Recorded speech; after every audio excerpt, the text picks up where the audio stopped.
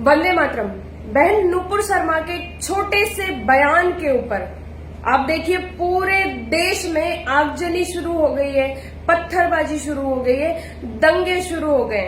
एक छोटे से बयान पर अल्लाह मुल्ला कटमुल्ला मोहम्मद रसगुल्ला सब इकट्ठे हो गए। इनको देश की रत्ती भर भी फिक्र नहीं है। ये इतने दिनों से डिबेट में हमारे आराध्य महादेव को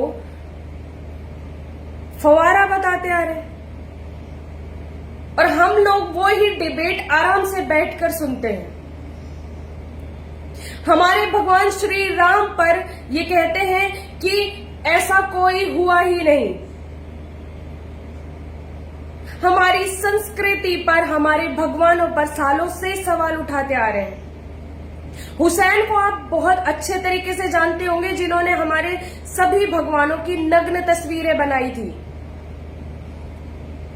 तब इनका अल्लाह मुल्ला और ये कटमुल्ले कहां चले जाते हैं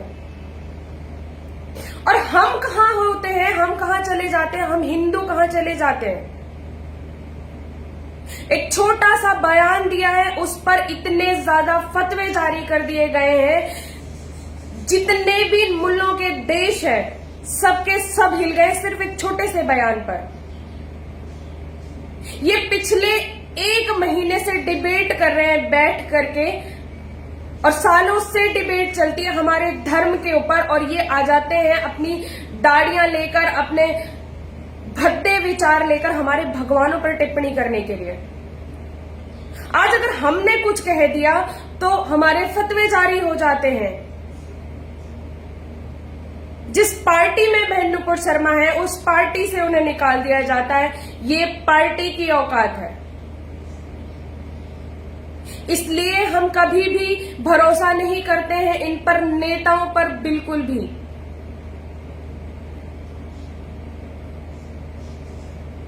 पार्टी से निकाल दिया जाता है। लोग सड़क पे एक बेकार सा मुसलमान खड़ा होकर गवार, इनको गवार कहना, जाहिल कहना और सुअर कहना इनको कोई बड़ी बात नहीं है। इनके लिए तो ये भी सम्मान की बात है।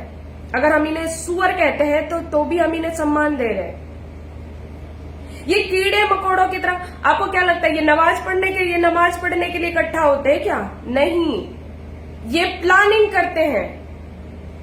आप देखिए जुम्मे की नमाज होती है, नमाज पढ़ने के बाद में ये कहां से इनके पास होर्डिंग आ जाते हैं, कहां से इनके पास पर्चे आ जाते हैं और कहां से इनके पास हथियार आ जाते हैं। ऐसे ही नहीं, सालों से ये लाउड स्पीकर लगा लगा के और कह रहे हैं हम अच्छे हैं, हम महान हैं, हम सब कुछ है, ये काफिर है, इनको मारो। ऐसे ही नहीं कह रहे हैं। पत्थर फेंकने वाले जितने भी देख लीजिए, जुम्मे की नमाज के बाद जितने भी लोगों ने पत्थरबाजी करी है वो सब युवा हैं। सोचिए जब इतना जाहिल युवा होगा हमारे देश का, ये वर्ग है जो ये इतना जाहिल है, तो क्या आप तरक्की की उम्मीद कर सकते हैं? बहन नुपुर शर्मा को इतना बदनाम किया जा रहा है, इतना बेइज्जत किया जा रहा है, फतवे जारी किए जा रहे हैं और उनको अरेस्ट करने की नेता भी, कुछ मुसलमान नेता भी हैं जो कहते हैं कि इन्हें अरेस्ट कीजिए। क्यों करें भाई, क्यों करें? ये मूछे कटवा के दाढ़ी बढ़ाकर ये तीसरे दिन डिबेट में ये बैठे होते कटमुल्ले। ये हमारे आराध्य महादेव पर, हमारे भगवान श्री राम को कहते हैं कि भगवान श्री राम नाम की कोई चीज नहीं थी, ये तो काल्पनिक है।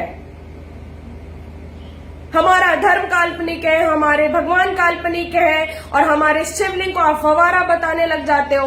औकात थी तुम लोगों की?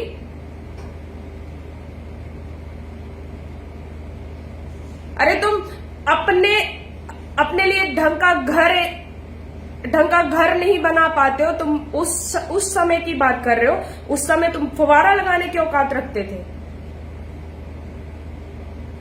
जानवरों की खाल पहन कर घूमना और घास पत्ते लपेट कर घूमने वाले तुम लोग फवारा बनाने की औकात रखते हो।